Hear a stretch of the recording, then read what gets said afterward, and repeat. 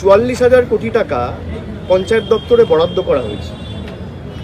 Ghatal master plan, যেটা আমরা নির্বাচনের সময় বলেছিলাম, আমি ঘাটালে প্রচার করতে গিয়েও বলে এসেছিলাম, পরবর্তীকালে আমাদের মুখ্যমন্ত্রী যখন গেছে এবং নির্বাচনের আগেই তিনি আরামবাগ থেকে এই নির্বাচন হওয়ার আগে 2024 সালের খুব সম্ভবত জানুয়ারি বা ফেব্রুয়ারি মাসে তিনি সভা করে বলেছিলেন যে কেন্দ্র সরকার যদি এই বছরের মধ্যে ব্যবস্থা না নেয় 1200 কোটি টাকা কেন্দ্র সরকারের দেওয়ার কথা।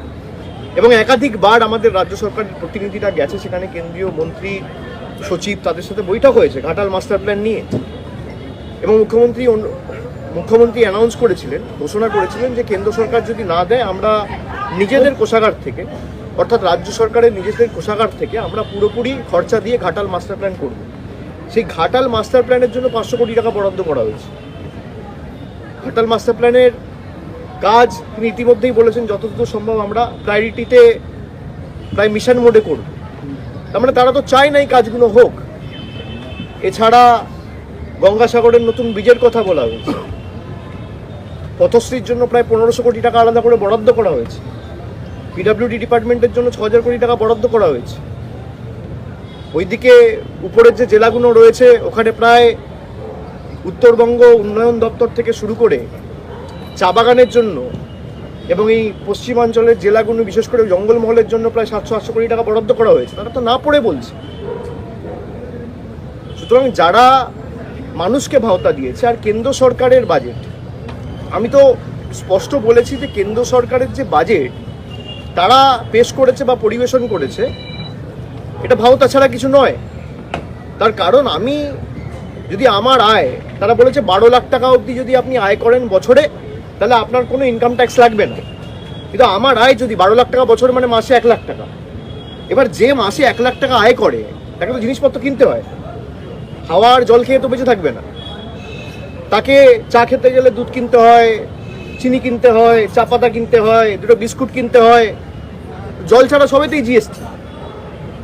চাল, গম, আটা, সর্ষের তেল, মাথার তেল, শ্যাম্পু, গায়ের সাবান, সবের উপর, টুথব্রাশ থেকে শুরু করে মানে সবের উপর, পায়ের জুতো থেকে শুরু করে, মোজা থেকে শুরু করে, পকেটের রুমাল থেকে শুরু করে কিছু বাদ নেই, সব কিছুতে জিএসটি।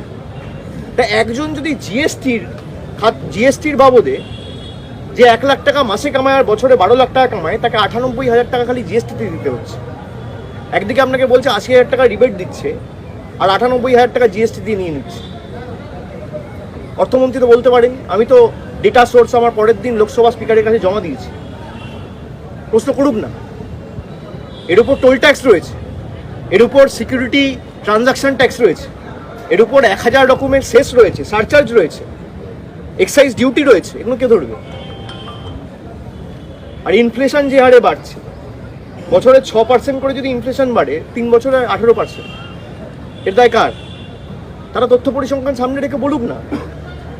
বিরোধীরা দিশাহীন, কিছু না কিছু বলতে হবে। আমাকে বাজেটের প্রথম দিন আপনারা যখন প্রতিক্রিয়া নিয়েছিলেন, আমি বলেছিলাম আমি পুরো পড়বো তারপর বলবো। আমি না জেনে না শুনে কেন বলতে যাব? আমি পড়েছি, আমি দেখেছি। ফাঁকা কলসির মতো, ফাঁকা কলসির আওয়াজ বেশি। আলটিমেটলি বাজেটে কিছু নেই। আপনি বলুন না বাংলার জন্য কি বরাদ্দ করেছে। আমরা এমনি তো এদেরকে বাংলা বিরোধী বলি না। আজকে বাংলার জন্য আমি যদি রাজনৈতিকভাবে দেখি তাহলে বিজেপির 12টা এমপি রয়েছে বাংলায়, আর বিহারেও 12টা এমপি রয়েছে। তা বিহারকে এত কোটি কোটি বিহারকে দিক, আমাদের আপত্তি নেই, অন্য রাজ্য পাক, কিন্তু বাংলা ধারাবাহিকভাবে বঞ্চিত থাকবে কেন? বাংলার মানুষ ভোট দেয়নি বলে, বাংলার মানুষ এদের কাছে আত্মসমর্পণ করেনি বলে, মেরুদণ্ডটা বিক্রি করেনি বলে, এদের পায়ে মাথা নত করেনি বলে। এটা স্বাধীনতা সংগ্রামীদের রাজ্য, প্রদেশ। এই রাজ্য এই মাটি কোনোদিন বশ্যতার শিকার হবে না, মাথা নত করবে না। বিজেপিকে অতীতেও শিক্ষা দিয়েছে, বর্তমানেও দিচ্ছে এবং আগামী দিনেও ব্যতিক্রম হবে না, ভবিষ্যতেও দেবে।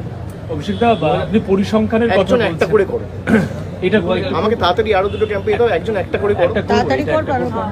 বলছি যে কেন্দ্রীয় মন্ত্রী সুকান্ত মজুমদার পরিসংখ্যানের উল্লেখ করেছেন। দেখা যাচ্ছে যে মাদ্রাসা শিক্ষাতে এটাতে অনেক বেশি বরাদ্দ হয়েছে এবং তারা প্রচার করছেন যে তোষণের বাজেট, যেভাবে মুখ্যমন্ত্রী তোষণ করে এসেছেন সংখ্যালঘুদের, এই বাজেটেও তার রিফ্লেকশন। ওনাকে জিজ্ঞেস করুন। আপনার যেমন কর্তব্য ওনার প্রশ্ন আমার কাছে পরিবেশন করে আমায় করা, আপনার কর্তব্য আমার প্রশ্ন ওনার কাছে করা। এটাও আপনার কর্তব্য একজন সাংবাদিক হিসেবে। একদম। তাহলে ওনাকে জিজ্ঞেস করুন যে এই যে 44,000 কোটি টাকা পঞ্চায়েত দপ্তরকে বরাদ্দ করেছে, এর মধ্যে কি জাত দেখে ধর্ম দেখে বরাদ্দ করা হয়েছে? ওনাকে প্রশ্ন করুন যে পিডাব্লিউডি ডিপার্টমেন্টকে বা শিক্ষা দপ্তরকে যে 40,000 কোটি টাকা বরাদ্দ করেছে রাজ্য সরকার, এটা কি জাত দেখে ধর্ম দেখে করা হচ্ছে? আর মাইনরিটি ডিপার্টমেন্টের ক্ষেত্রে বিজেপি বাজেট 1575 কোটি টাকা থেকে 682 কোটি টাকা হয়েছে কেন? 56% কমেছে কেন? মাইনরিটিরা ভোট দেয় না বলে? তাহলে এটা কি ভোট দিলে লাড্ডু আর ভোট না দিলে বঞ্চনা? এই প্রশ্নটা করুন। আমি তো ডেটা সোর্স লোকসভায় জমা দিয়েছি, তাকে এই প্রশ্নটা করুন যে রাজ্য সরকার শিক্ষা দপ্তরে 44,000 কোটি টাকা দিচ্ছে, পঞ্চায়েত দপ্তরে 40,000 কোটি টাকার উপর দিচ্ছে, পিডাব্লিউডিকে 6,000 কোটি টাকা দিচ্ছে, যারা লক্ষ্মীর ভাণ্ডার পাচ্ছে, যারা কন্যাশ্রী পাচ্ছে, যারা শিক্ষাশ্রী পাচ্ছে, জাতি দল ধর্ম দেখে দেওয়া হয়? যাদেরকে শিক্ষাশ্রী স্কলারশিপ দেওয়া হচ্ছে, জাতি দল ধর্ম দেখে দেওয়া হয়? যাদেরকে বিনামূল্যে রেশন দেওয়া হচ্ছে, জাতি দল ধর্ম দেখে দেওয়া হয়? জাতির রাজনীতি করে এরা মুখ থুবড়ে পড়েছে। সুকান্ত মজুমদারের উচিত আত্মবিশ্লেষণ করে বালুরঘাটে যদি 5,000 ভোট বিজেপি কম পেত হেরে যেত, পরের বার আসন ধরে রাখতে পারবে না। আত্মবিশ্লেষণ করুক এবং মানুষ তাকে জিতিয়েছে, বিজেপি তাকে এনডিএ সরকার তাকে মন্ত্রী করেছে, তার উচিত বাংলার জন্য কি করেছে গত 9 মাসে শ্বেতপত্র প্রকাশ করে তিনি আগে প্রমাণ দিন। এই প্রশ্নটা করুন।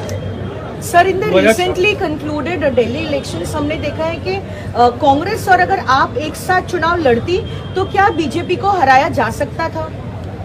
देखिए, ये तो उनका इंटरनल असेसमेंट है, तो उनका इंटरनल मैटर है। मुझे लगता है कि भाई आप चाहे अकेले लड़ो, साथ में लड़ो, पब्लिक अगर आपके साथ है। मैं आपको एक उदाहरण देता हूँ, जैसे बंगाल में we have said this categorically in the past that we continue to be a part of the India Alliance for the larger and the bigger interest, but Congress को अगर भाई कोई सीट शेयरिंग फॉर्मूला उनको दिखता नहीं है या वो वे फॉरवर्ड उनको एक्सप्लोर करना नहीं है, तो we will go ahead and we will fight the elections on our own might and terms. और हमने अकेला चुनाव लड़ा, हम तो यहाँ नहीं हारे। भाई जहाँ पे आपका ताकत है, बीजेपी का एक खास बात है कि बीजेपी लोगों को गलत समझाने में माहिर है। अब बीजेपी ने ये बता दिया कि भाई केजरीवाल 5 साल तक तो थे ही, 2012 से 13 से उनका सरकार है, 20 साल में भी 2020 में भी कोविड के पहले वो चुन के आए, 5 साल हो गया, उसने कुछ किया नहीं। अब आम आदमी पार्टी वाले ने कुछ हद तक अनसक्सेसफुल इसलिए रहा क्योंकि उनका जो फेक नैरेटिव है या गलत प्रचार है उसको काउंटर नहीं कर पाया कि भाई एक चुने हुए सरकार को आपने काम करने ही नहीं दिया। मान लीजिए मैं अगर यहाँ से 5 कदम दूर चला जाऊँ तो आप लोगों को मेरा बात सुनाई नहीं देगा, बूम पकड़ेगा ही नहीं। तो अगर आप मुझे मुख्यमंत्री के रूप में चुने हो तो मुझे तो वो संसाधन चाहिए ताकि मैं काम कर पाऊँ। 2023 में बीजेपी ने ऑर्डिनेंस करके प्रदेश की सरकार और दिल्ली की सरकार का सारा पावर ले लिया। अब इसको आपको जनता को समझाना पड़ेगा, जनता को गुमराह कर दिया। ये प्रयास उन्होंने बंगाल में भी किया था कि भाई हम तो सेंटर से पैसा भेज रहे हैं, तृणमूल वाले पैसा आप तक पहुंचने नहीं दे रहे। बीजेपी ने यही दावा किया था। हमने भाई कहा आपने अगर पैसा भेजा है तो 4 साल का व्हाइट पेपर रिलीज कर दीजिए। तो उनका जो झूठ है वो पकड़ा गया, वो अपना व्हाइट पेपर रिलीज नहीं कर पाया। तो बीजेपी ने ये समझा दिया लोगों को कि इतना दिन से केजरीवाल की सरकार है, कुछ काम तो किया ही नहीं। अरे भाई, आप एक मुख्यमंत्री को जेल के सलाखों के पीछे रख दिए, उसके कैबिनेट के 3-4 मिनिस्टर्स को including the deputy chief minister सबको आपने जेल के अंदर रख दिया और आप लोगों को ये समझा दिया कि भाई सरकार तो काम नहीं किया। भाई आपके हाथ अगर बांध दिए जाएंगे तो आप काम कैसे करोगे? तो ये बीजेपी सक्सेसफुली लोगों को समझा पाया, आम आदमी पार्टी ये सक्सेसफुली लोगों तक पहुंचा नहीं पाया। ये उनका व्यर्थता है। तो मुझे नहीं लगता है कि अगर अलायंस एक साथ लड़ते उसका बहुत महत्व होता। हाँ, 2-4-5 सीटों में जरूर फर्क पड़ता, बट दिल्ली का लोगों को ये लगा था कि भाई एक चेंज जरूरी है, चाहे नतीजे कुछ भी आए। मतलब डेमोक्रेसी में you have to respect the mandate of the people, चाहे वो आपको पसंद हो चाहे वो आपको पसंद ना हो। कि मुझे हरा दिया तो ये मतलब नहीं है कि भाई लोग गलत हो। People in democracy are never wrong, लोग कभी गलत नहीं होते। आपने लोगों तक पहुंचने में हो सकता है प्रयास किया लेकिन अनसक्सेसफुल रहे। आप अगर लोगों को ठीक से वही चीज़ें आप पहुंचा पाते जैसे मनरेगा में यहाँ पे बीजेपी के सारे नेता मंत्री, देश के बड़े मंत्री आए, बोले मनरेगा का पैसा तो हमने छोड़ दिया है। अब भाई हम 50 लाख लोगों के पास गए, उनके साथ उनको दिखाया, उनको समझाया, उनसे चिट्ठी लिखवाया, फिर दिल्ली गया, हमारे ऊपर दिल्ली में हमला हुआ। तो हम लोगों को बताए कि भाई देखो, आपका पैसा प्रदेश की सरकार रोक के नहीं रखा है, सेंट्रल गवर्नमेंट रोक के रखा है, और जो अभी तक रुकी हुई है। तो लोगों ने जवाब दिया कि नहीं दिया? दिया। तो आप अगर लोगों को समझाने में सक्सेसफुल रहे तो लोग आपके साथ रहेंगे।